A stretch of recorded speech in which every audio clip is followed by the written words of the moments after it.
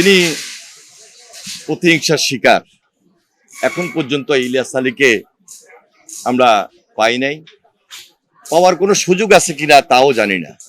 সাবেক ছাত্রনেতা, এই বৃহত্তর সিলেটের কৃতি সন্তান এবং বাংলাদেশের একজন অবিসংবাদিত নেতা জনাব ইলিয়াস আলী 14 বছর হয়েছে গুমের শিকার হয়েছে। তিনি গুম হয়েছেন একটা রাষ্ট্রীয় সন্ত্রাসের শিকার হয়ে, যে রাষ্ট্রের নেতৃত্ব দিয়েছিলেন তৎকালীন ফ্যাসিস্ট প্রধানমন্ত্রী শেখ হাসিনা। তিনি প্রতিহিংসার শিকার।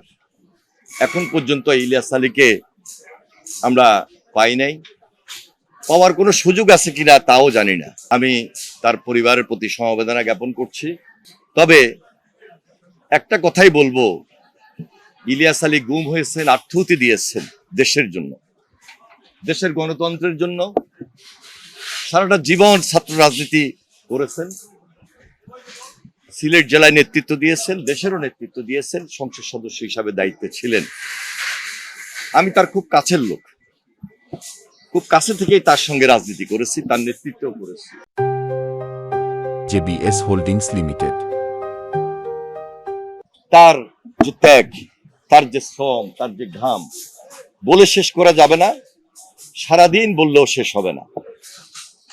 আমরা আশা করছি যে তার এই ত্যাগের মধ্যে দিয়ে বাংলাদেশের গণতন্ত্রের বীজ শক্তিশালী হবে এবং আগামী দিনে এই বাংলাদেশ জনাব তারেক রহমানের নেতৃত্বে মাননীয় প্রধানমন্ত্রী এগিয়ে যাবে এবং নতুন একটা বাংলাদেশ আমরা এই দেশবাসীর সামনে গড়তে পারব। সেই লক্ষ্যে জনাব তারেক রহমান সবাইকে নিয়ে কাজ করছেন। ইলিয়াস আলীর স্ত্রী, তিনিও আজকে একজন সংসদ সদস্য, তিনিও দেশের জন্য কাজ করে যাচ্ছেন।